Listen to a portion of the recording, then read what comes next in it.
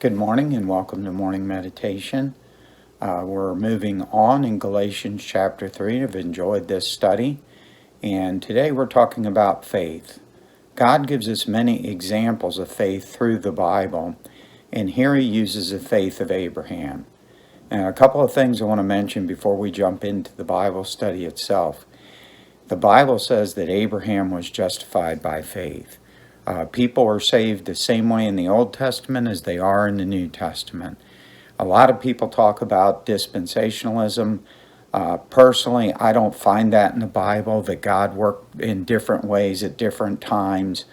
I know about all the, Adamic covenant, the Mosaic covenant, the Abrahamic covenant. But I believe those were relationships that God offered to people, and when people rejected those relationships, he offered a new relationship. God works in love. He doesn't work on our timetable or anybody else's timetable. And the Bible tells us in Hebrews, Jesus Christ the same yesterday, today, and forever. So this morning I want to look at Galatians 3 and an example of faith that can encourage us and help us in our lives. Verse 6, even as Abraham believed God, it was accounted to him for righteousness. Know ye therefore that they which are of faith, the same are the children of Abraham. And the scripture foreseeing that God would justify the heathen through faith, preached before the gospel unto Abraham, saying, in thee shall all nations be blessed. So then they which be of faith are blessed with faithful Abraham. For as many as of the works of the law are under the curse, for it is written, cursed is every one that continueth not in all things which are written in the book of the law to do them. But that no man is justified by the law in the sight of God, for it is evident the just shall live by faith. And boy, I hope this morning, Christian, you're living by faith.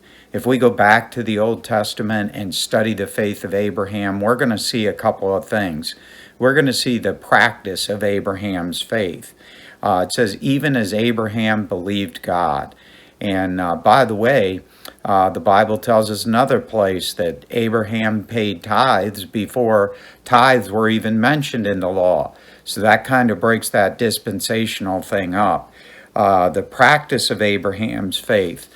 We go back and see Abraham's life. There are many times he did not practice faith. God didn't recognize those, but Hebrews 11 gives us a good accounting of the times Abraham did practice faith. Now, why do I mention that?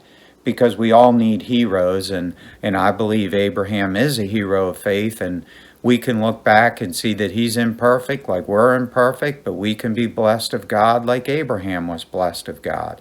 Genesis 12 says, now the Lord said to Abram, get thee out of thy country, from thy kindred, from thy father's house, and the land which I will show thee of, and I will make thee a great nation. And Abraham believed that, and he went out not knowing whither he went. Hebrews 11 tells us, but he trusted God, just like you and I trust God. And as I was sharing with a young man yesterday, sometimes we're going to have to leave our friends. Sometimes, unfortunately, our family's not going to understand our faith in God. But if you continue in faith, God will bless you, and many times he'll bless you by your friends getting saved, by your family getting saved, by some great things happening. And Hebrews 11:8 says, by faith, Abraham, when he was called to go out into a place which he should afterwards receive for an inheritance, obeyed. Have we obeyed God by faith today? Have we read his word? Have we prayed? I was just teaching last night in the Bible study. There's commands of God, and many people believe they're suggestions. There isn't one suggestion in the Old Testament or New Testament. There are simply commands, and we're to obey them. But when we do obey them, God said there's going to be tremendous blessing. That's how you get saved. You get saved by obeying God through faith.